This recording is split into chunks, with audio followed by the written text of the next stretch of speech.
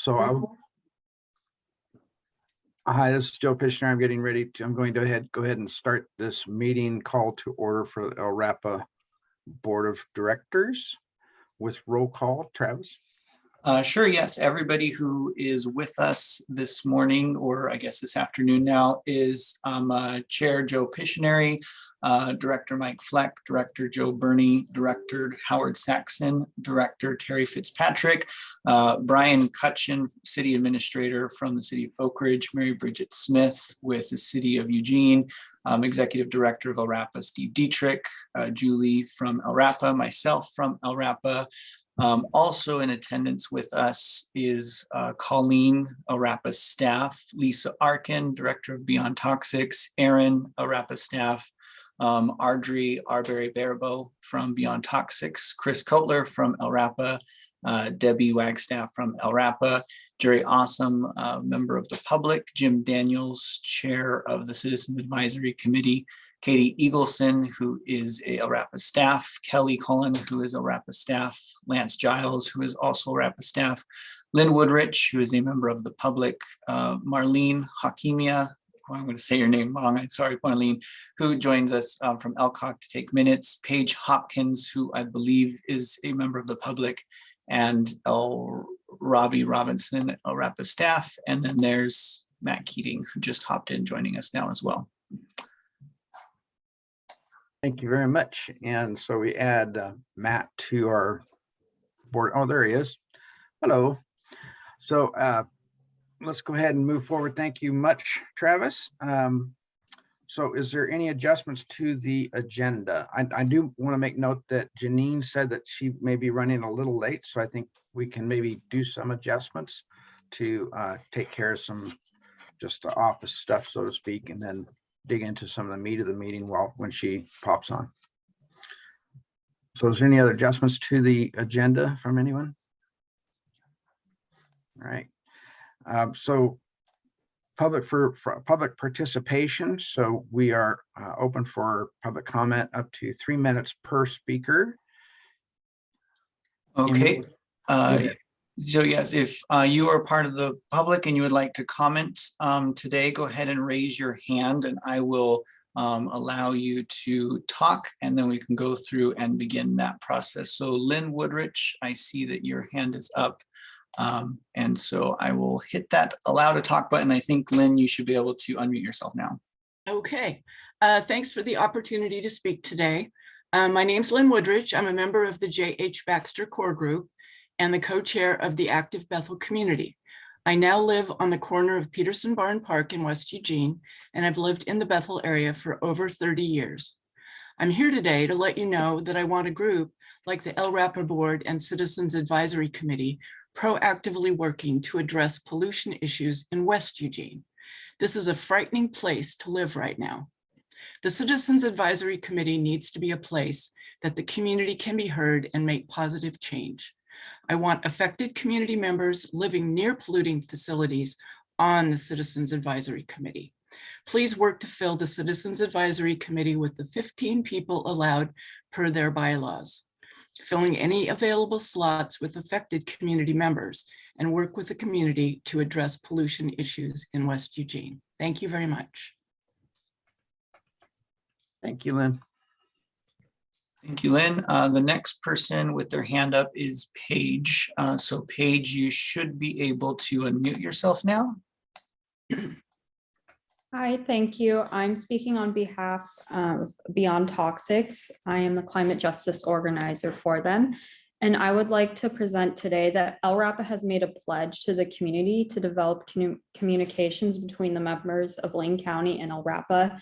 We appreciate this pledge, but impacted community members must be brought to the Citizens Advisory Committee to strengthen this line of communication. Even though LRAPA is a local agency, it is a partner with the governor and state agencies to be responsive to climate justice concerns of our most impacted communities. We ask the board of directors to instruct the staff to expand the number of representatives on the CAC. And with that expansion, there must be a prioritization of Lane County members who are the most impacted by air pollution and the health concerns that result from that exposure.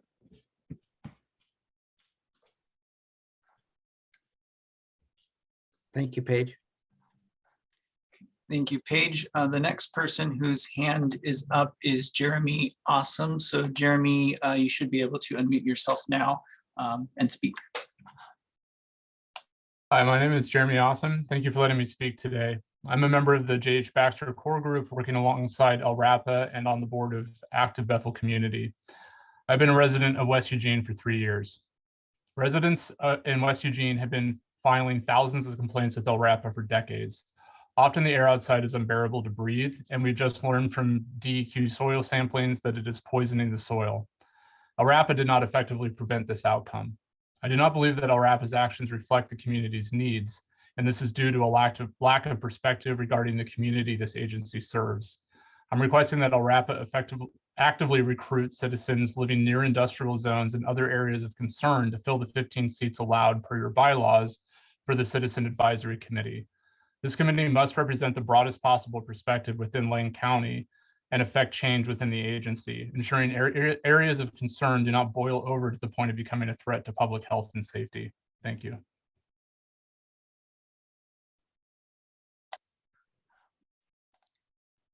Thank you, Jeremy. Okay, and then Audrey, you should be able to unmute yourself. Okay, hello, can you hear me? Okay, hi. Thank you everyone for allowing us to speak today. I'm Audrey Arbery Barabo, and I am the West Eugene Community Organizer for Beyond Toxics.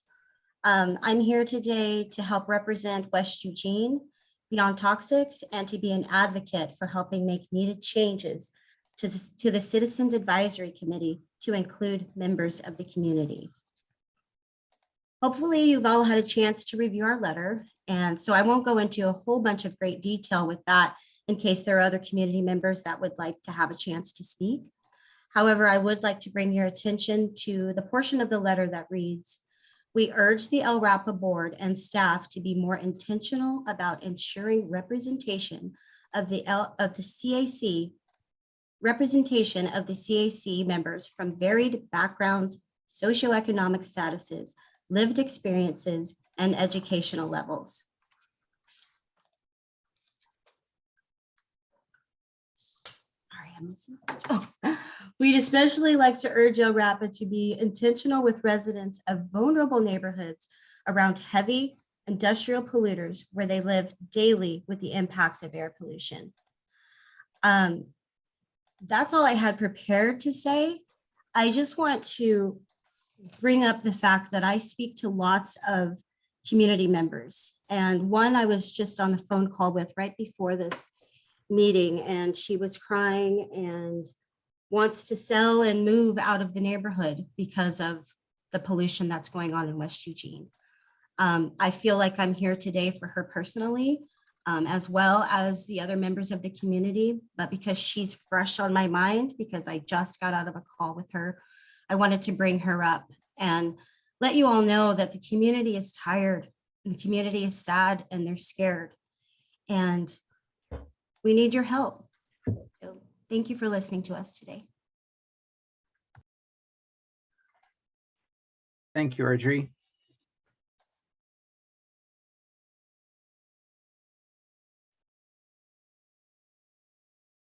Travis, do you have anybody else? Sorry, you were probably waiting on me for that. No, that is everybody who has raised their hand and wishes to speak. So if there are no other members of the public wanting to raise their hand to speak, I believe that concludes all the public comment for today. Thank you very much. This is an opportunity in which the directors may respond or make comments pertaining to comments made. I see, I saw Mike hand jump up and then Howard after Mike. Go ahead, Mike, and good to see you. Hey, so, I know that it's named the Citizens Advisory Committee, which makes it sound like we're taking input from the public, which, has not been the historical use of that committee. I'm not suggesting that it can't become that, but typically we've we've solicited applications from folks with expertise in certain areas You guys, I'm sure are aware of them, so that we have that group tackle items for us where they can put really some in-depth research into those areas to bring back feedback. Once again, I'm not suggesting that we should not take, folks just from lay people from the community. But I do want to be careful that we don't lose the valuable tool that we've had on that committee. So I'm just going to state that that's not typically what it's been. Thank you. Thank you, Mike. And I concur with what you had said earlier. Howard, go ahead. Yes, I just want to say that I do support the public comment with respect to the Citizens Advisory Committee. I've been on the board now about 1.5 years, and I am not aware of we as a board or even at the committee actively trying to seek members from West Eugene and perhaps other communities to serve on the Citizens Advisory Board. And I think it's appropriate that we as a board try to make a commitment to do that. The other thing is that since I've lived in Oregon and in Eugene, I've been a member of Eugene City Council appointed, if you will, advisory committees, including the Sustainability Commission, which I chaired for a couple of years. I was served 2 terms as at-large member. And one of the frustrating things on the Sustainability Commission was that the council never asked the Sustainability Commission to do anything as far as seeking advice or recommendations on policies and things. And so at least that commission took the initiative to do things. I think it's a lost opportunity for a LRAPA board not to proactively charge the Citizen Advisory Committee with help on certain things, whether it's getting more community input or outreach or whatever. But I think it's an opportunity to expand what a LRAPA can do. And it's also, I think, a perception issue of not having a full complement of people on the advisory committee, especially those that are directly affected by some major air pollution sources in West Eugene. So I'd hope that we as a board can do better and support the public comment that you received today about making sure that we have full membership on the advisory committee, and also that we as a board try to take the initiative of getting the advisory committee to help us in our outreach activities. Thank you. Thank you. Matt, go ahead. Thank you, Chair. Per LRAPA Title 13, Section 13-030 lays out the advisory committee's roles and responsibilities and the makeup of the body. It makes it clear that the Citizens Advisory Committee serves at the pleasure of the board and advises the board on topics or issues as assigned. Just because that hasn't been happening doesn't mean that it A, shouldn't be happening, and B, isn't codified appropriately. So there it is, right in front of us. I concur with Howard's assessment, and I thank the citizen, or I think that the citizens from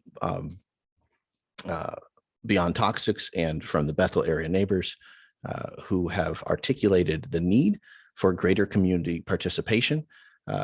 We should be doing everything in our power to strive to ensure that the Citizens Advisory Committee, that there's a full complement of Citizens Advisory Committee members, that they're invited to these meetings more regularly to provide input. So it's more of a two-way conversation.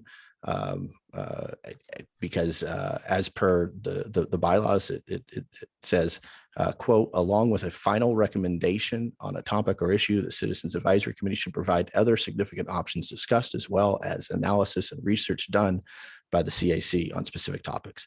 I thank the existing community members. I welcome a larger conversation, and I welcome that conversation here on a quarterly basis would be great. and at the very least, a full complement of Citizens Advisory Committee members. Thank you, Chair. Thank you, Matt. And Mr. Commissioner Joe Burney. Hey, that was a hell of an introduction. Thank you, Chair. Only given the nature of the input we're responding to, I would like to say to all of you, especially my Eugene colleagues, that I speak to you from Springfield, which according to the 2020 census is the most diverse community in Lane County and has had the most increases in diversity in Lane County. So having said that, I keep waiting for there to be a contentious issue. I don't think this is even an issue, is it, Steve? Mr. Dietrich, I'm going to ask Steve. I'm going to ask you. Does our citizen advisory, whatever it is that Matt referred to, whatever the rules are, does it get up to 15 people? Is that already codified somewhere? Chair Joe, members of the board, yeah, it is 7 to 15 members is what the minimum and maximum size is supposed to be. Thank you. I'm sorry I'm interrupting you, but I just want to kind of get to a point here. I don't mean to be rude. So, and is it also correct that we now, as Mike had mentioned, have professionals on that so that there is professional expertise? Yes, there is.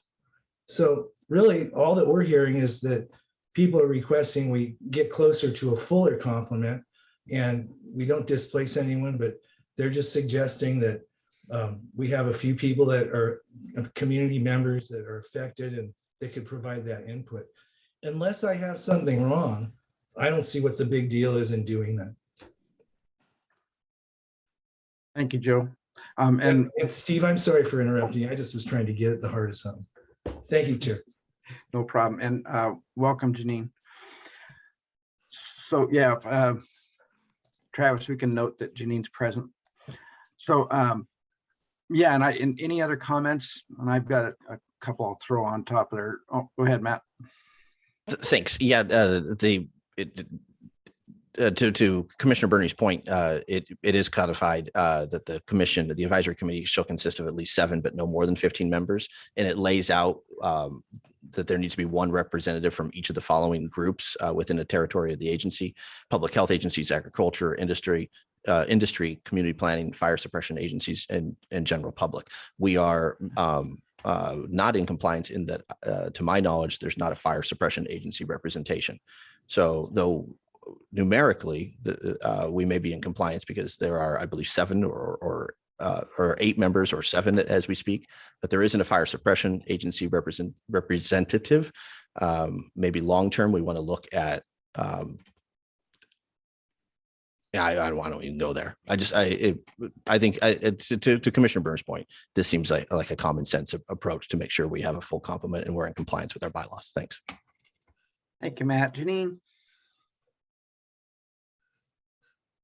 Just to throw in a few thoughts here. We've had a couple of positions that have been hard to fulfill. And so I just want to make sure that folks are aware that this isn't necessarily because the organization isn't trying to fill the positions, we just haven't had applicants. So that public health position has traditionally been very challenging, especially right now. Public health is completely overwhelmed.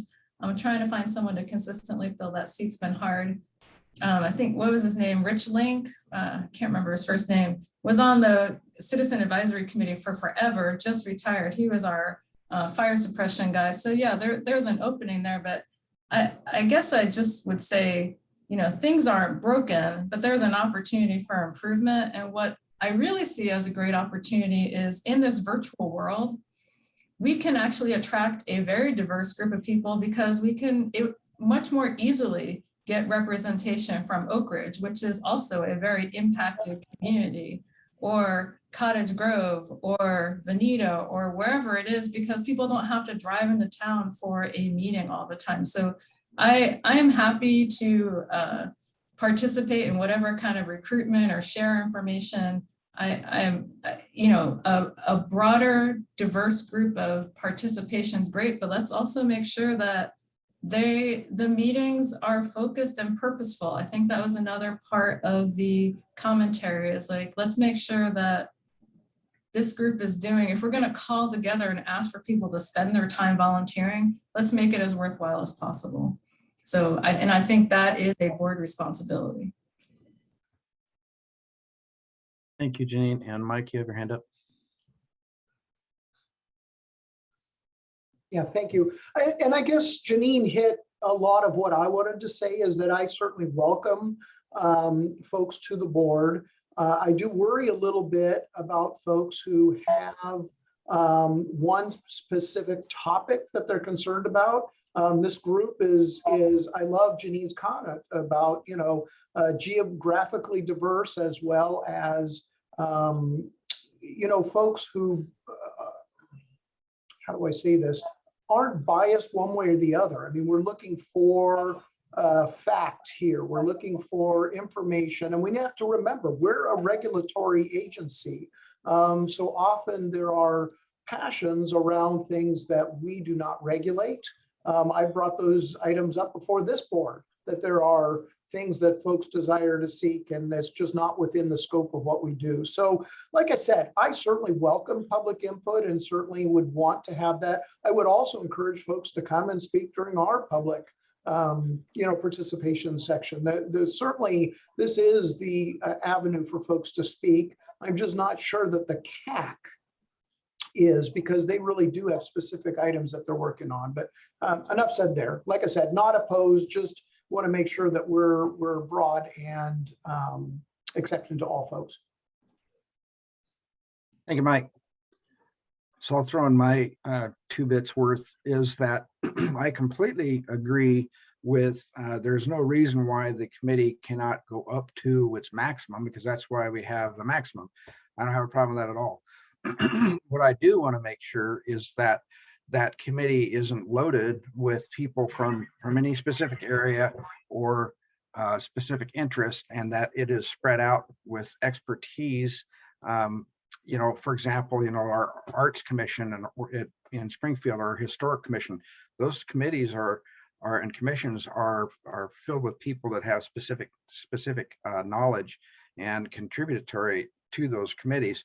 And remember too that those committees and commissions are strictly serve at the pleasure of this board, or that committee serves at the pleasure of this board and does work as assigned. It's not a policy making board by any stretch, and that I would love to see increased representation, but from Oak Ridge, from Springfield, from Eugene, from North Eugene, out in the county, I definitely do not support representation, from within 1 square mile.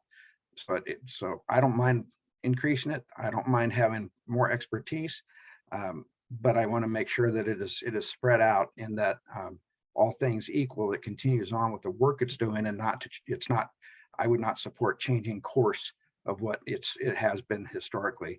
It's been a great resource for us, and I want to keep it that way. Steve, go ahead.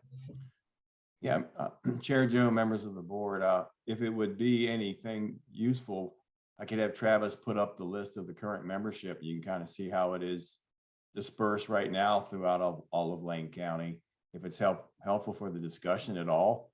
But most of you have hit on all of the main useful elements of the CAC and what it has been used for in the not too distant past, and what it could be used going in the future. So if you want us to put that list up here real quick, we can do it. I think we're fine, unless somebody specifically does. I think,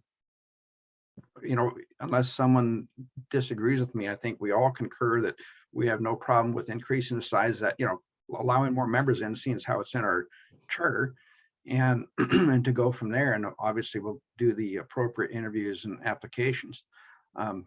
Janine, then Joe.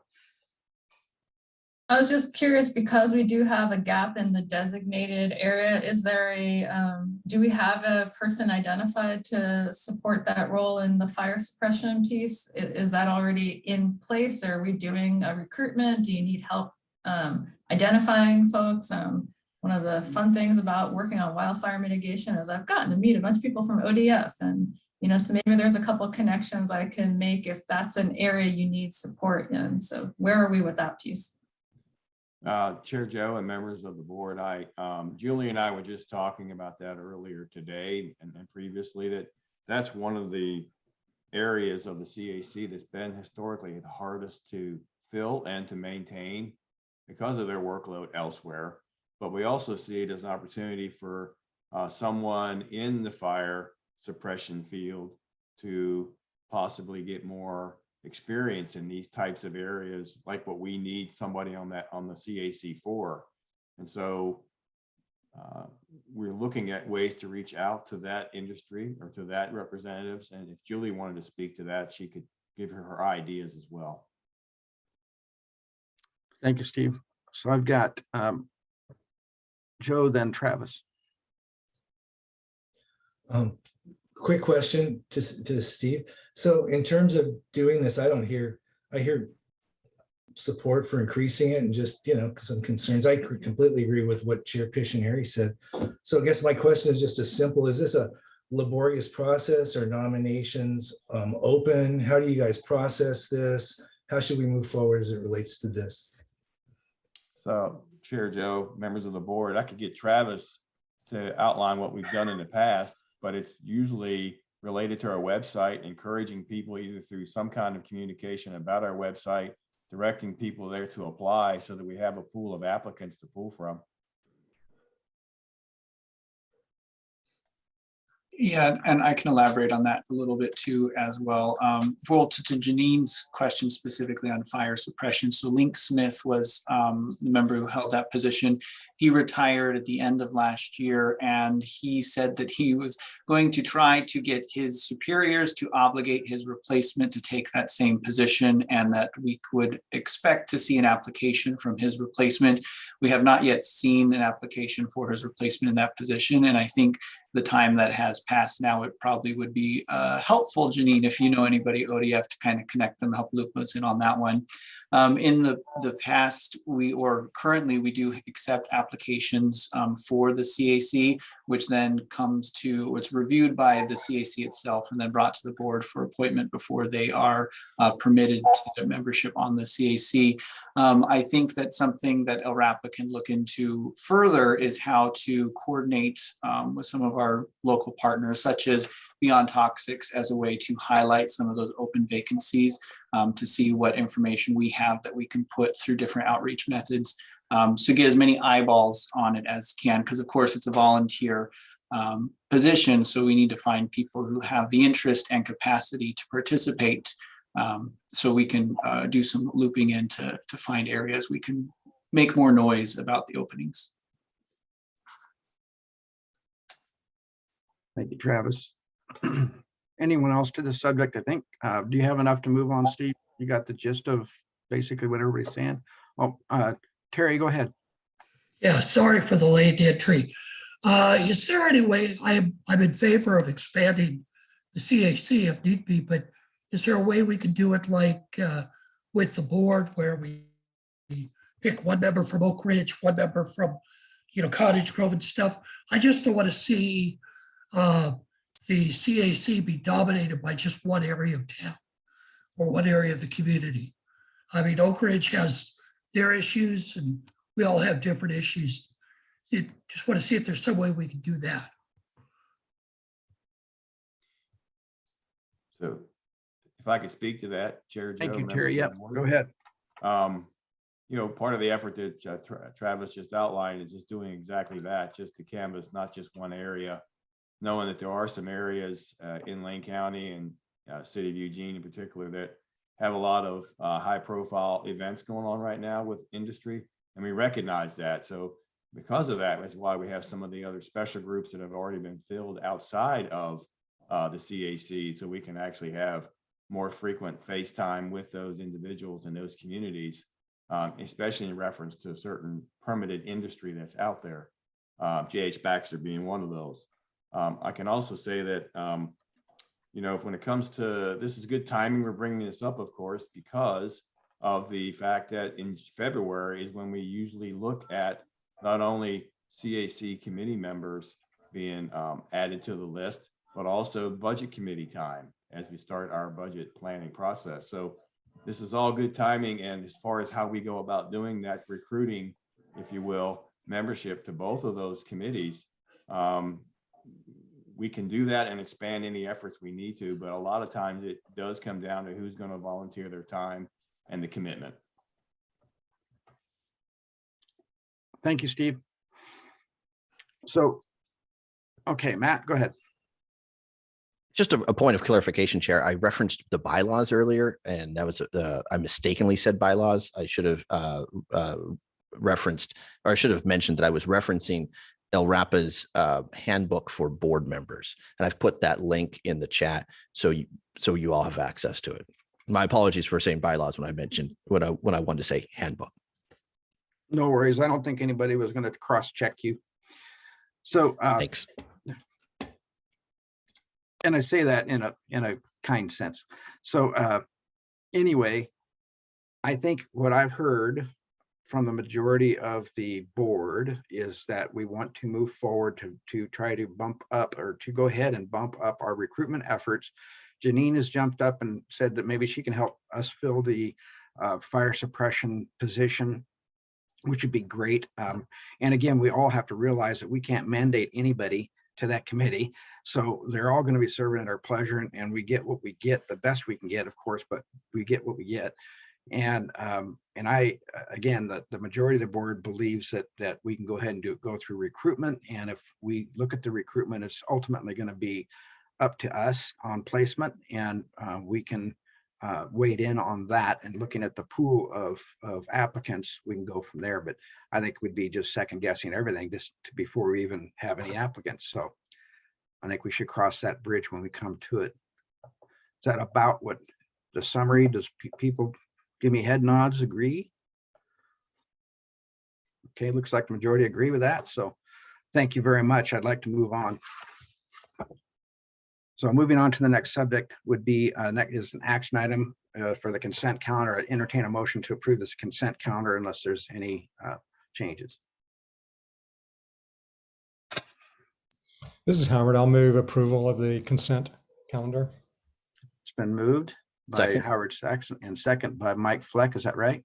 Yes. Got it. So moved and seconded by Mike Fleck. All those in favor signify by. Mr. Chair, just one quick question, if you don't Oh, mind. yeah. Go ahead. So Julie, I'm noticing that we're negative on air metrics. And it seems like we ended last fiscal year negative in air metrics. Is that correct? Mike, I'm actually at home today, and so I would have to get back to you on last year's numbers. But I've talked with the Airmetrics manager, and we talked a little bit about this current where it did show negative. And him and I are going to be meeting this next week to talk a lot more about it. But he did cite some of the COVID issues, some of the supply issues. And so we need to review that whole program. So along with the other concern that you brought up about Title V, so you'll be seeing a lot more of those numbers coming.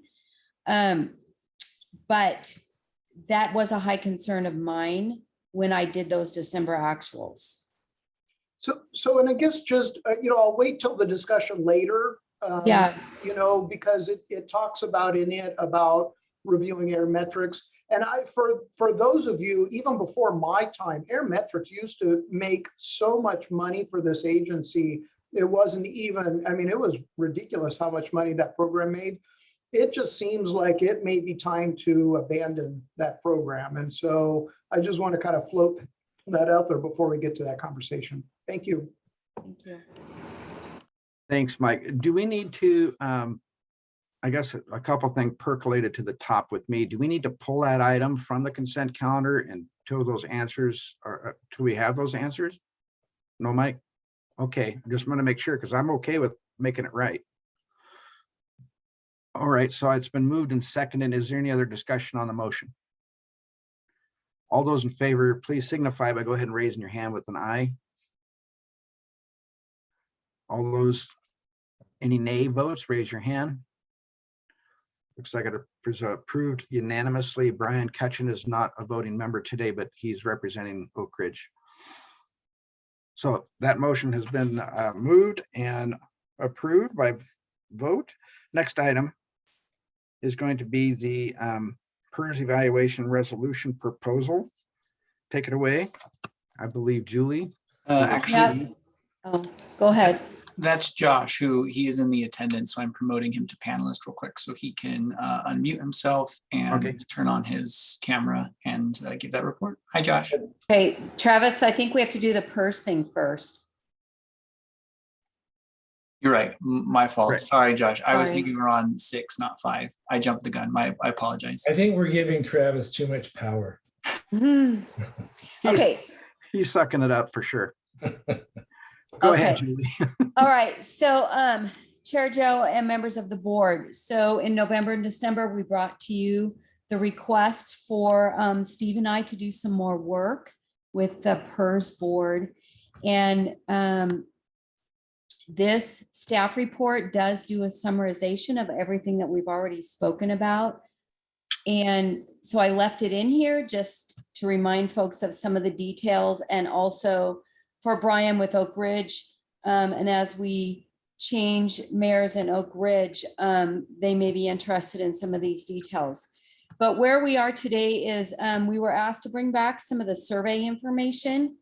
And so this is on page 3 is a snapshot of the survey we did with employees to ask for interest. And then beyond this survey, I also met with each of the employees, basically because some of them did have special circumstances which would stop them from joining PERS. And in the end, I had 13 folks out of the 19 that stated that they would be interested in going to PERS. Those that are not, a couple are not eligible, a couple are close to retirement, and or are in active search of other opportunities in our community. So that was the survey information that we used. And then if you get down to page 4, what we were asked was for about a 10, 15-year review of what the cost would be. I have to say the way this, I put this together was based on the rates that was given to us by PERS. This was created just on base wages. What I did not do is inflate the wages each year with COLAs, just to keep it pure with the PERS rates that they had shared with us. And important to point out, as we saw with those rates, the out years in PERS are expected that they would be below what LRAPA is currently paying into the VOYA retirement plan. PERS has stated that their system will be updated with new rates in February, and that they would be able to run this through a system. Again, important pieces are LRAPA, it would be OPSERT, and we would not be required to pay any of the legacy rates. And so right now, their system still has some of those older rates in it, and every year PERS is changing just slightly. That helps decrease these rates to the employers. So where we are today is basically PERS will not speak with Steve and I on any type of transition plan unless we have an approved resolution by the board. So that is required for PERS to basically allow Steve and I to move on with discussing kind of next steps. And then what we would do is create this coverage agreement, and that is required just to be signed by the chair. But what we have committed to is bringing it to the board first, and if approved, then the chair could sign that agreement. So we have attached the resolution, and basically where we are today, we were asked to bring this back for the January meeting. If the board can choose to put a motion on the table to approve the resolution, directing us to establish a coverage agreement. And staff does recommend this as part of our future review of our employee benefits, and as well as dealing with some of our succession planning. And so the next steps would be for the board, and basically it is to adopt the resolution. So it would require a motion and a vote today, if you so wish. Thank you, Julie. And I have several hands up. We'll start. I believe Mike had his hand up first, followed by Matt, followed by Janine. Okay. Mr. Chairman. So I won't go over all of this again. I know we've beat this to death. Some problems with the staff report. We will be paying those rates if we hire a tier 1 or tier 2 person. Without adding cost of living increases, what are we hitting 7% right now? And then there's the fact that the legislature's already passed one bill to recoup some of the costs because we're losing retirees. What happens down the road when we lose more and more of our tier 1 and tier 2 people paying into this and they don't have the money to cover, you know, these costs down the road? I will point your attention now to item 8, which talks about our fiscal future at LRAPA. It actually talks about how we're going to be losing money from the federal government because air quality has been doing well in the Pacific Northwest. So at a time when we're looking at projected revenue shortfalls, adding such a just incredible liability, I think is just, and once again, I'm not going to belabor all of the issues with this. I think that is very risky for this agency. And I hope that, you know, you folks will consider that when we, you know, go forward with this. One final thought, I'm actually very bothered by the full course press that we've had from staff on this item. You know, in my city, our staff are supposed to present items to us in a neutral fashion so that we're getting facts without emotion. I don't feel that that has happened in this situation. I feel that this is wanted very strongly by our director and our new finance person, and maybe the rest of the staff. As I've mentioned before, I fully want to compensate our employees well, but you just can't break the bank in doing so. And I just don't think our fiscal leadership with our director and our finance manager should be looking at these costs. And I'm just actually very disheartened by the lack of any sort of acknowledgement that this is risky for the agency in the future. Once again, 10 years ago, I fought hard to keep this agency. I'll be honest, it took me a long time to get on board and be a supporter of LRAPA. If you talk to Merlin, I was absolutely not in favor of LRAPA years ago, because I mean, we're basically paying for a service that DEQ would be doing without it costing our cities anything. Now, what I did come to find is that we get better, you know, monitoring. We actually get some input into the direction of fines and other things. And so it has been a benefit that I have supported. But I'm worried that down the road, this may actually end up becoming more of a liability than a benefit. And it could end up meaning the end of the agency altogether. We're the last air protection agency independent from DEQ in the state. There used to be 3, there's now 1. I would really hate to see it become 0 because I think so far that the benefits do outweigh you know, the detriments, but I just don't know what that future would hold. And I'm sorry to be passionate on this issue. I just, as I've shared with you guys, our city is just, I mean, we're paying 30% of our wages in PERS. I mean, we have cut services for years because of the damage PERS has done to our budget. So I'll stop there. I thank you for your patience with me. I am passionate. I believe it or not, I try never to do these things where I lose my center, but I do care about this agency and I am worried for it. And that's why I'm passionate. So thank you again. Thank you, Mike. I just want to comment too, is that I have no problem with someone being passionate on this board. I think that's what we have to have. So Matt, go ahead. Thank you, Chair. I move approval of the attached recommendation resolution 21-02-A.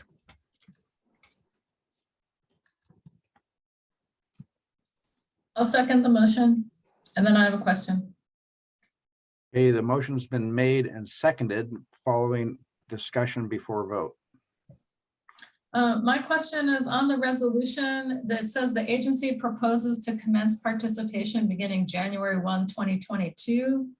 So basically, we're saying we're starting 3 weeks ago. I don't understand that. Well, when talking to the person, they just needed a date that can be changed to what you guys would like. Steve and I talked about January, we just leave in the January 1st, or if you guys want to go to April 1st or July 1st. Just one thing to remember is that each employee, there is a 6-month waiting period. Got it. And so what, maybe help me, so maybe the date on the document isn't that important. What would be your intention in terms of, because there is a 6-month waiting period, but everyone is already covered by Voya and that goes through the end of this fiscal year. So is your intention to make sure there's no lapse in retirement benefit between June 30th and July 1, and that's why you want a January 1 date? Either, again, we could switch that date. It's at the pleasure of what you guys would like. Yeah, we are hoping there are no lapses in the retirement plans for the employees. So if we went from April, then we would basically have Voya until October. So we just need to, just a reminder that the Voya changes need to be done and approved before 6:30 with Voya. So sorry, just one more quick question. If I can. So my only hesitation with the date is because I'm really conscious of what Mike's saying and weighing that very carefully. And I'm ready to support this motion, knowing that we still have an off ramp and knowing that we're going to be going into budget deliberations. And my expectation is that we're going to see how this agency is going to absorb these costs, but also have contingency to protect against unexpected shocks. And I trust that you guys are doing this very wide-eyed open, that if the worst case comes to pass that Mike is talking about, that cuts to labor and cuts to services are going to have to ensue. And if that's a risk that this agency is willing to take because you think the upside is better, I'm willing to go along. But I'm just, my point about the date is I want to make sure we have that potential off ramp after we go through our budgeting process, because I think we need that information as a board. okay. Second layer of security. Yeah, So and so the January date. Go ahead. Okay. Yeah, as I say, the January date, the 6 months starts the fiscal year, but that date can be changed. Hey, Joe, go ahead. Thank you, Chair. I couldn't agree more with what Janine, everything she just said. And I think we do need to amend the motion so that the date does change. Two things. One, I'd like to say, first off, it's extremely hard for me to disagree about anything with Mike Fleck. He spent 3 hours orienting me 3 years ago when I first became a member of this board.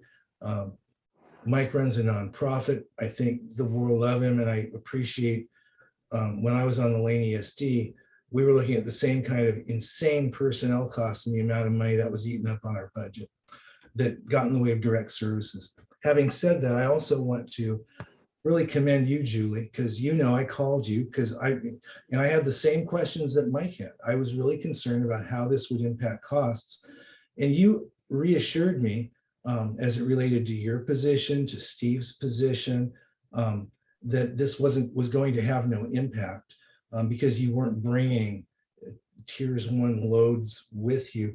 I'm just wondering, could you share with the board what you shared with me, which made me feel much better about moving forward with this, about your perception of cost impacts? Yeah, so in our conversation, one of the questions or concerns was that we had some members or employees of LRAPA that would be tier 1 or tier 2 as we move forward. And at this point, we do not.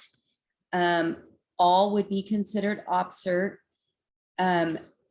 There are some tier 1 and tier 2 employees, but they are already retired, so they would not be part of the group moving to PERS.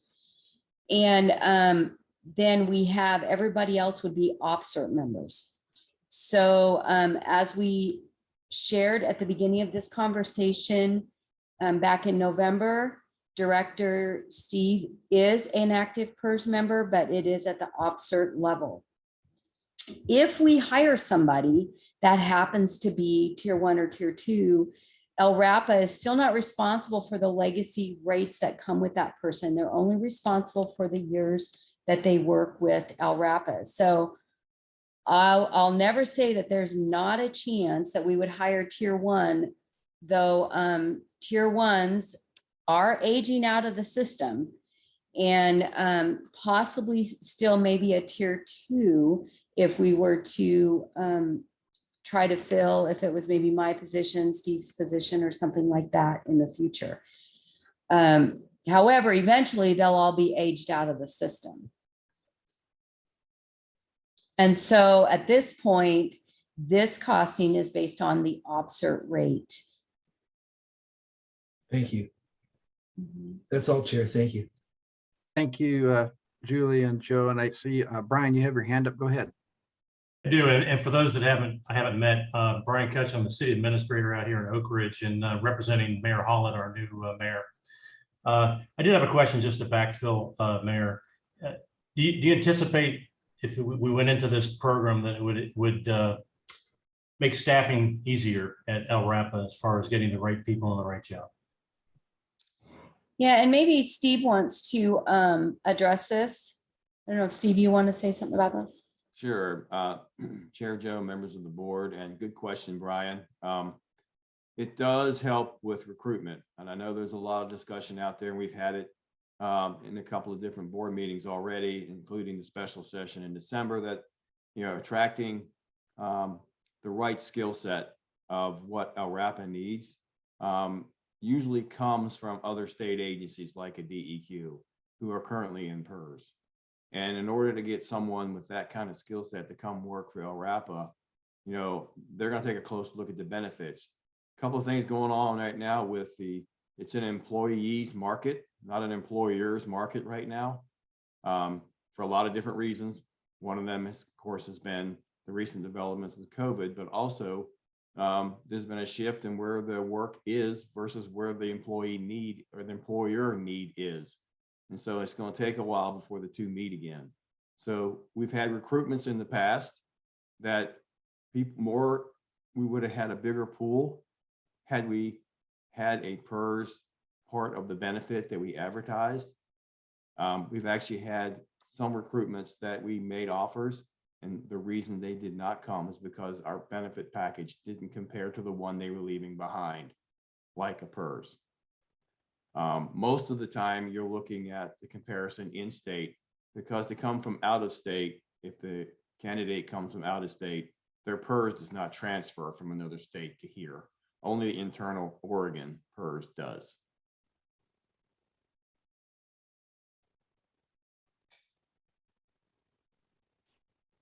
Did that answer your question, Brian? Okay. Thank you, Steve. Okay, so there is a motion on the table and a second, but it also appears as though an amendment may be appropriate prior, if you are willing to make an amendment on the motion. Janine's got your hand up. Microphone. There you go. Sorry. Is it easier for Matt to make the? I would accept a friendly amendment if someone has a suggested date that they want to I think April vocalize. 1 does give us enough time to get through our budget process. Am I correct with that, Steve? Chair Joe, members of the board, we will make a lot more headway. Yes, it does get us pretty close to the end. Yes. Okay, so I would suggest April 1, Matt, if you're favorable. Yeah, I would welcome an April 1 amendment in now therefore the board of directors hereby resolves number 9, provided that doesn't change the July 1st date. Can I get clarification on that, Julie? Well, let's see, if we join April 1st, right? So the only effect would be is if there's any issues of us changing the VOYA. So basically folks would start PERS April 1st. So April, May, June, July, August, September, October 1st, we would start paying into PERS. So if we change one date, do we have to change the other? Yeah, there is a 6-month waiting period. Okay, so if Janine or any other colleagues suggest changing January 1st to April 1st, then we have to change accordingly the July 1st date to whatever in October. Okay. Yeah. Okay. So that's understood. And if that's the suggestion Janine's making, I welcome that suggested language. Okay, so is the motion clear with everybody? Janine, go ahead. I'm sorry. So it sounds like we would make 2 amendments, Matt, then under number 3, that would be October 1, 2022. And under number 9, it would be April 1, 2022. And in doing that, my working assumption is that that doesn't assume a gap in coverage for retirement benefits, that we could extend the VOYA for the next 3 months, because that was my understanding. correct. And number, the date that's on number 3, that's our agreement to say all new employees would go to PERS effective July 1st.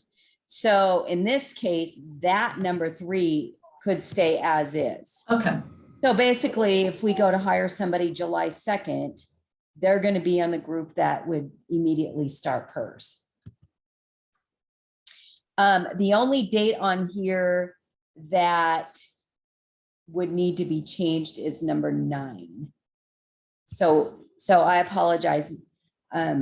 That number 3 is just who would be covered. Oh, understood. Okay. So Yeah. you don't, okay, got it. So it's really just number 9. Okay. Hey, let's restate that motion, if you would, please, Matt, so everyone is clear, because I'm certainly not. Well, I moved approval of the attached recommendation, resolution 21-02-A, and I accepted the amendment changing the participation beginning January 1, 2022 to insert beginning March 1, 2022. And is, Second. okay, so is that, I guess one quick question for me is that clear with you, Julie, or does that make sense to you, that motion? And that's the way it sounds as though it will work correctly and the intent of the board. Yes. Joe, go ahead. Or Julie answer and then Joe after her. Yes, we would be changing the date. Yeah. Okay. Number 9. Forgive me. Wasn't the amendment to go to April 1st? And wasn't the question, would we be far enough to Steve, would we be far enough through the budget process by April 1st, or did I hallucinate on that? You didn't, I misspoke. It's April 1st, not March 1st. My apologies for confusing the team even further. That's okay. Commissioner Bernie is absolutely correct. It's April 1st, not March 1st. So I think we should call this the April Fool's Day Amendment. And then we'll all remember. Thank you. Thank you, Commissioner Bernie. And that may make a lot of sense with Mike too. So. So, right. Mr. Chair, if I could reread the motion for Would you clarification. Okay. Would you please? I move to approve the attached recommended resolution 21-02-A with the accepted amendment number 9. The agency proposes to commence participation beginning April 1st, 2022. And does that wording make sense to everyone? Okay. based on that motion, based on it's been seconded, I'm calling for a vote. With that vote, I would like to see hands, and leave the hands up so it can be recorded correctly with Travis. All those in favor, raise your hand. Okay, so following Joe, I see Joe Piscineri, Joe Burney, Howard Saxon, Terry, Matt, Janine, and Jennifer Nee for yes votes. And those opposed to that motion, raise your hand. Mike shows. I wish I could do like a third of a vote, you know what I mean, or fourth. Okay, so the motion passes by unanimous, not unanimous, but by majority vote.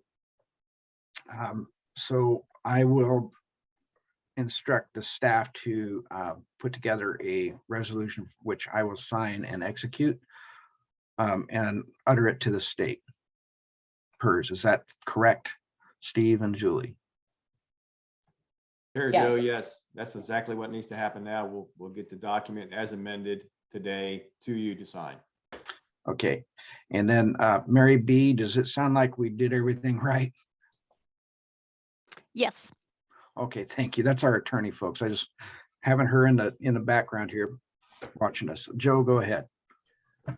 And within this context, is there the off-ramp that Janine spoke about, given the date change? Oh, good question. Yes, is there? I assume. Julie? So explain the question to me again. Explain it or ask it? If I have to Yeah, explain ask my it. question, I'm in bad shape. Let me take a deep breath. So my recollection was that Janine pointed out the reason she wanted to change the dates starting April Fool's Day instead of January 1st was because we needed an off-ramp from moving forward on this if during budget discussion we realize the money just ain't there. And so my question was, does this motion provide the time and flexibility for that off-ramp if the board deems that appropriate? Yes. Thank you. And I apologize, I didn't hear the word off-ramp, but That's yes, okay. the Don't worry. board, what we have agreed to is that the board will see the agreement with PERS sometime this spring. So maybe we could do May. And the board will have the chance to vote prior to Chair Joe signing that final approval. Thank you very much. Thank you, Chair. Thank you. And I'll not sign it until we see that process go through. Thank you, Janine, for thinking of that and making sure we have that, because that's super important. I appreciate that a lot. I think the board, all the board does. Okay. I think that horse is dead for right now. Sorry to be graphic, but I would love to move on. So moving on under reports and knowing that we are now currently about 30 minutes behind schedule, we need to get a very quick status report of the Oak Ridge Air Program. Be item number 6 on the agenda. Great. Howdy, everybody, board and others. I'm Josh Proudfoot from Good Company, contractor to LRAPA, serving Oak Ridge. I will just hit a few highlights because I know you have the paper copy of this, but let me just start by saying we've now directly served 670 households. We wrote residents, but it's also their households, with firewood sales, air purifiers, heating upgrades, education on Firewise, and hopefully the main event, which I'll tell you about in a little bit later. St. Vinny's, we continue to engage to see if we can get to the mobile home parks and see if we can serve them. Again, just as a reminder that there's a conundrum for us where EPA does not allow us to put more money into a house than it is worth already, which is a major barrier for trailers. So that's why we're engaging St. Vincent's to see if there's some cooperative 1, 2, 3 punch we could do where St. Vincent's perhaps could get them into a better shelter, and then we would upgrade that shelter further with the program. That is going to evolve quite a bit as we work with them, but we're enthusiastic about that because this is a group of people that must be served. We've reached out a lot with Oregon Health Authority, U of O, and OSU. Both U of O's indoor air quality and built environment health program, as well as OSU's public health program. We've seen some seed funding come out of that. But again, the idea is that we're marching towards bigger projects that would be funded from outside sources, not the existing ones, to help us with not just outreach, but also testing and seeing what outreach works. And then also seeing that the interventions work under different conditions for wildfire smoke and/or for home heating. What we're really trying to do is not just create a program that delivers service to the community, but also export that knowledge. And this is a big part of it. Let's see, reader board, wonderful. DEQ granted Oak Ridge a grant that's going to help the city buy a reader board that will go by the school, which will help us communicate on no burn days or on yellow days. It is a major part of how people learn in the community and the drop off and pickup of their kids, like many other schools. We're developing, as part of the grant, the best practice toolkit, which is a description of things that work and don't work, and things that we want to recommend to other programs around the country. And those are bulleted from systems design to cohort participant management to funding. And again, it's just making sure that people always start from the beginning of our effort or better. Fairbanks, Alaska has been a huge help to us in our program, so we want to share that kind of knowledge with other folks. As everybody knows, there's been turnover in both staff and elected officials in Oak Ridge. We continue to appreciate the support we get from everybody in leadership in Oak Ridge, no matter whether that's elected or administrative. Our work is appreciated, understood, and we've got support as we go. We submitted to EPA on the Oak Ridge AirTag 2.0, which would be an extension of the program. They have yet to give us the final word. We're still hopeful, but we do not have news for you yet on that. Home heating upgrades. So this is some of the basic data, and it made me ask the question, well, where are we at in the program? And we know that there's delays in supply chains and in very busy contractors, but we're seeing some movement. So we have 3 cohorts operating right now: the pilot cohort, cohort 1, and cohort 2. The actual results are from the pilot cohort. We've got this cohort number 1, which is actually the second one because of the pilot. We have all those audits done, and we're just going out to bids on those. Cohort 2, we've got 6 folks signed on and 5 audits already done. So that cohort we're going to close, and we're going to keep moving those. It takes about 6 months from the initial audit of the house to the final audit of the house where everything gets done. So you can see there's kind of 3 groups that are starting to go through the queue, but there's lag time for each one of them. Let's see. With vendor applications, we had a little bit of a challenge with vendors since they're busy doing everything for everybody, being told that there would be 10% withheld at the end until final inspection. And so we've negotiated with the contractors that are playing nicely with the program that after 5 projects, we would no longer retain that because they'd have a proven record of delivery. And we'll use the building inspections as proxy for that final inspection. They still will be obligated if there's something further from the auditor beyond the building inspection that they say, here's a quality check that you need to deliver. It's just we won't be withholding their cash until that moment if they've been through 5 successfully. Let's see. Probably no more to say there. Firewood program is going strong. Still 30 cords left. Enforcement, still there's ongoing connection between LRAPA and Oak Ridge Police Department, and making sure that the officers know the knowledge they need, but also that they refer people to the program. We have a stable partner in the watershed, Middle Fork Watershed Council, that does environmental education, and their staff member, Emma, will start supporting the schools and delivering that education directly, which is great because the previous we tried to create curriculum for the teachers, but I think it's easier just to come in on those days and implement the lesson. And then there's going to be a raffle and coloring contest for the elementary school kids coming up here real soon that will focus on the air quality program. And there's some local businesses donating prizes to that, etc.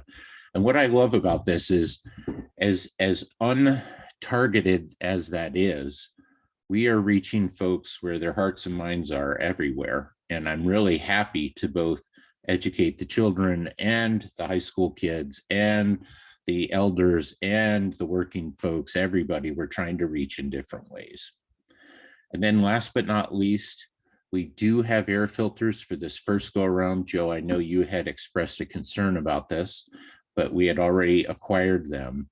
And we've let everybody know that those filters are available for them one time, and we've had 62 take us up on it. There's more waiting there. But that's the program in a nutshell. Any questions?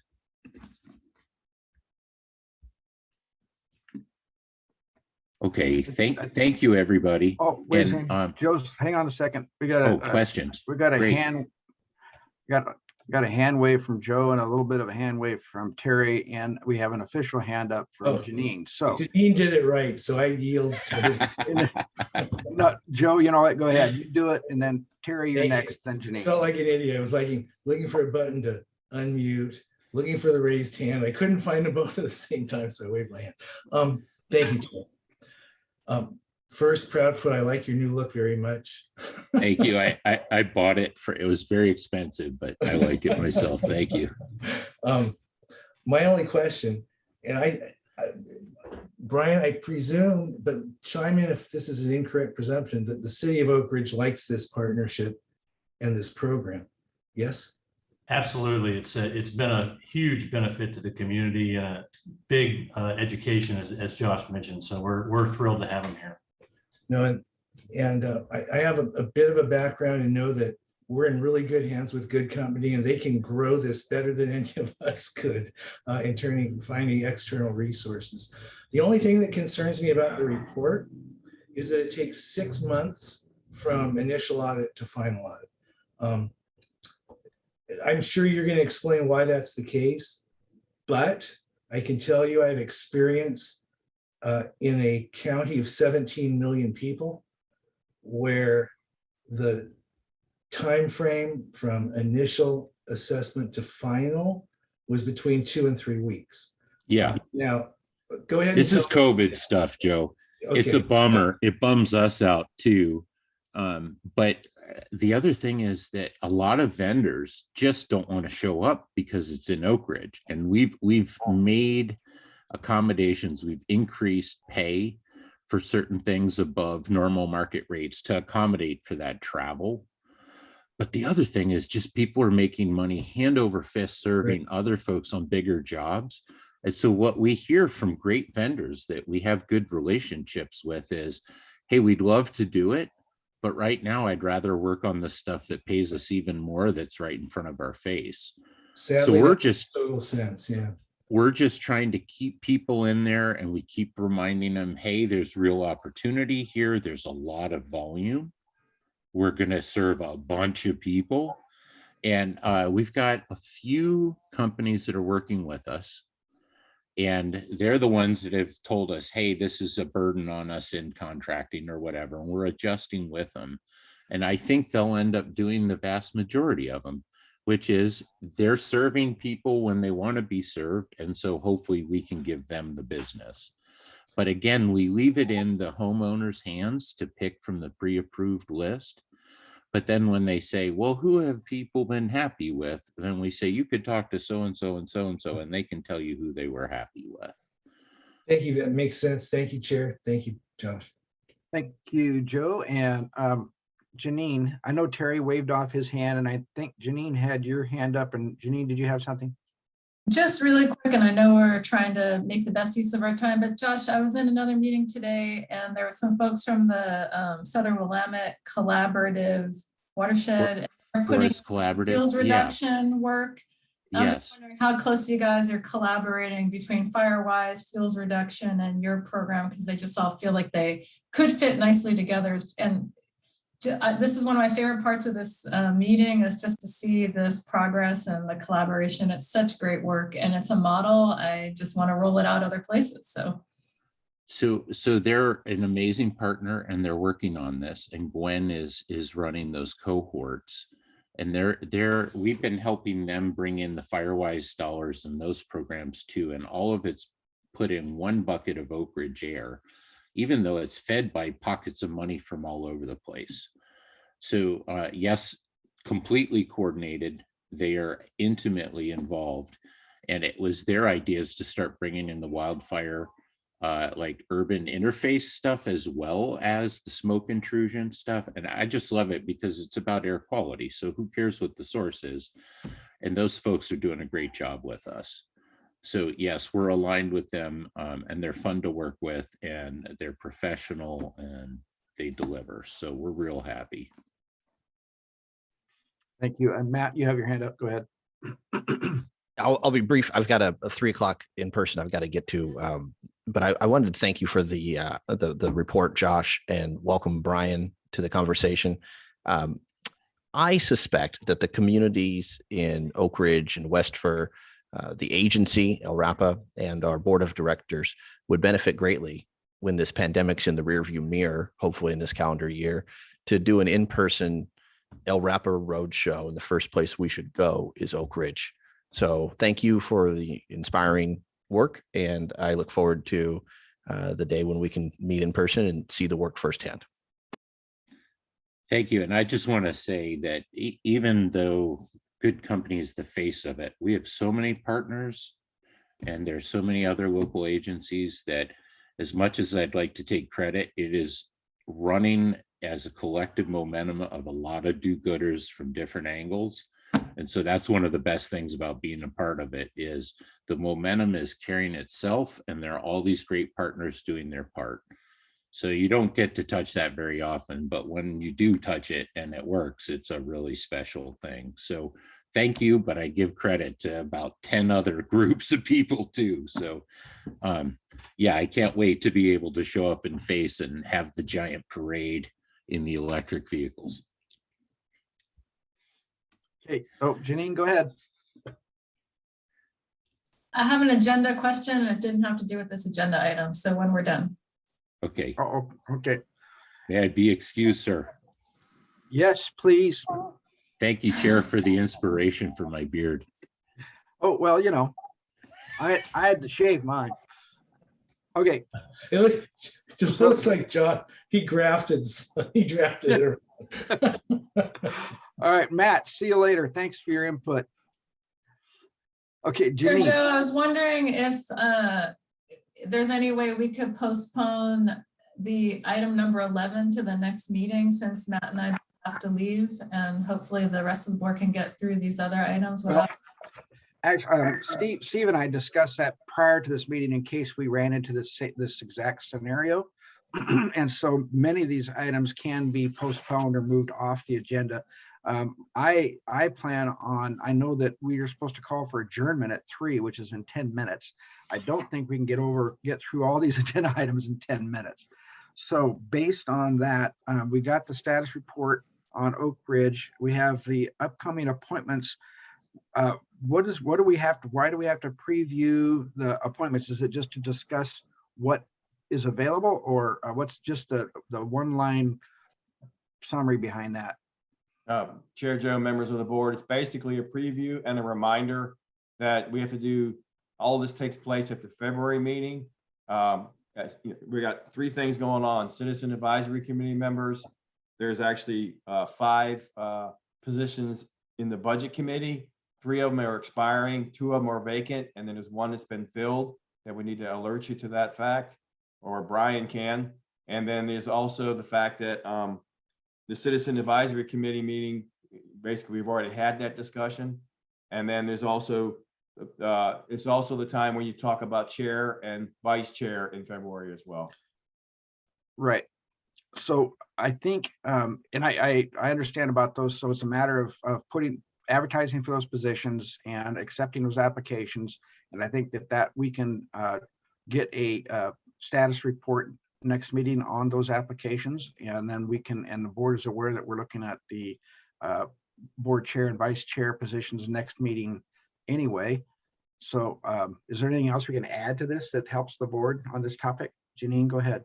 I think that the staff need to remind some board members that they need to make their appointments for the budget committee, and that's probably time sensitive. I'm all set, so Yeah. So yeah, you're right. I had our board secretary, Debbie, I had her contact as many people as possible that are currently on some of these committees, as well as the board members themselves, to remind them that they have a slot to fill.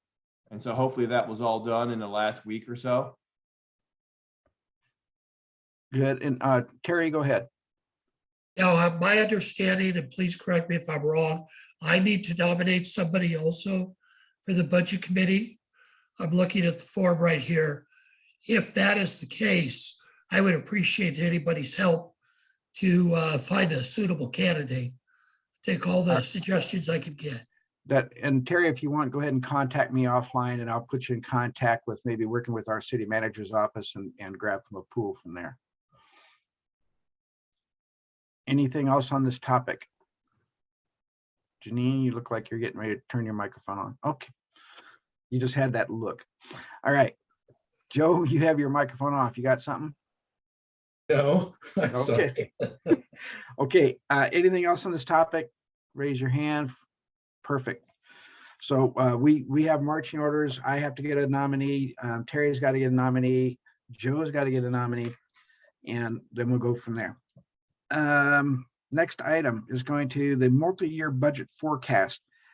That I think we need to put, can we put it off till the following meeting? Is that going to Certainly. be critical? Not Certainly, you can, yes. Okay. Anybody object to that move of the agenda item to the next meeting? Mike, you got anything? You're the budget dude. Well, I'd rather everybody was there because I mean, there's some, Right. interesting stuff. So no, I think as much as I'd love to talk about it, I'm also happy to wait. Okay. I know you like this stuff. I count on you to keep it straight. All right. Moving on to the next item, number 9, advisory committee. What do we have from that? Steve or Travis? So that would be, if Jim Daniels is available, just to do a quick summary of the committee work or the work they've been doing on leaf blowers. Yep. Jim, Okay. you should be able to unmute yourself now. Just got a few minutes. Jim, go ahead. All right, there we go. Yeah, so we have been discussing the small gasoline engines, and the approach we've taken is for people to take different topics to research. We'll be reporting back tomorrow and talk about if we need more research or how we start putting something together. And that's the nutshell. Okay, so nothing real firm yet. Go ahead, Mike. Well, I guess I'm just kind of concerned because I'm seeing we don't have any regulatory authority. Yeah. Taking up the CAC's time over it. And I just was kind of wondering why. We're kind of taking full advantage of having a job to do. If if there's another job to come up, we'll wrap this with more of a just discussion about ways to encourage folks to use less emitting tools. But since we have the time, we're casting a wide net. Oh, and actually, that's a great answer, because I mean, advocacy is totally fine. I was just kind of curious, but no, that's a great answer. Thank you. Yes, I like it too. Jennifer looks like she's going to have to sign off. And thank you for your participation, Jennifer. Janine, yes. Well, I need to at least get in the last word before I jump off. Mike, I think one of the things that the Citizen Advisory Committee could do here is help educate on the health impacts of some of these gas powered versus the electric version, which I didn't know. Like, I've seen some statistics about how much like chemicals and toxics come off these small gas powered engines it's really startling. So I just think that education is important and let people make informed choices. So to me, that could be, and then, once the information's out there, then Travis can work with all his partners on how we amplify that message. So it's not just LRAPA, but there's other agencies who might be interested in amplifying that message. So Joe's got good contacts at public health and, so I see value in it, even without the regulatory arm. Thank you, Janine. Go ahead, Jim. I was just going to say, okay, we'll be Okay. sure to include that as a topic. And I just want to jump on. I know we're short here, but I completely agree with Mike and Janine. It's I think education cannot hurt. It's not. I think it's a great thing to spend some time and energy on regulatory type things. Don't spend any energy on that. I don't think that's not moving anywhere. So, but yeah, that'd be great information. Everybody good here? Moving on. All right. Topic number 10. So Chair Joe, members of the board, this is one that it's free there for your pleasure reading. There's no big surprises there. We had a lot of good air quality data in there because this is the good time of year to not have particulate emissions problems because there's no wildfires to contend with. We did have some air stagnation days. We've got a lot of community engagement that we've done and more to come, but you can read about it yourself in the director's report. And if we have any questions at the next board meeting, we can answer those if you have them. And then just as Janine suggested, the director goal crosswalk, excuse me, I didn't mean to jump ahead to the old business, but that one also can be moved to the next board meeting because I think we want to spend some time looking at that as well. Consider it moved to the next meeting as far as I'm concerned. I think that makes sense. Mike, go ahead. Microphone. I'm sorry, I clicked and apparently didn't hold. So for the next meeting, we also have status report on air project in Oak Ridge. I assume we don't need to do that a second time. And then I would really love to have the audit sent to us before the meeting. This has caused me heartburn for many years that we get this big document that we need to look at, for the meeting. So I would love to see that actually given to us beforehand. And I think, Mike, as Travis mentioned, that's the quarterly report for the Oak Ridge. No, they also on director's report for February's meeting has the auditor's report. So our agency audit. Oh yeah, no, I'm talking about when you mentioned about the Oak Ridge air. Oh, right. I'm sorry, I moved on. Sorry. It's all good. All right. Yeah, I would love to have that beforehand, just like the budget. Many times in years past, we would get these documents at our meeting, and that's just not okay as far as I'm concerned. We need to be able to go through these and, make sure we understand them. I concur that we need to get these in a more timely manner. Not saying that people have been slacking, it's just that we would like to have that time clock moved up a little bit so we can review those documents, be more thorough, and frankly, it creates a nice engaging budget committee meetings so we can flesh things out. Okay, so old business director goals, we're moving that to the next meeting. New business, the only thing that I can think of to make sure that we have those committee appointments and directors, elections, et cetera, on our agenda for action item for next month. And that's it for me. Anybody else for new business? And I concur, Janine, I saw your note. Have a happy, healthy 2022, everyone. So with that, I'm going to adjourn this meeting at 3 p.m. sharp. Good job, everyone. Thank you very much. Thanks, everyone. Bye, everyone.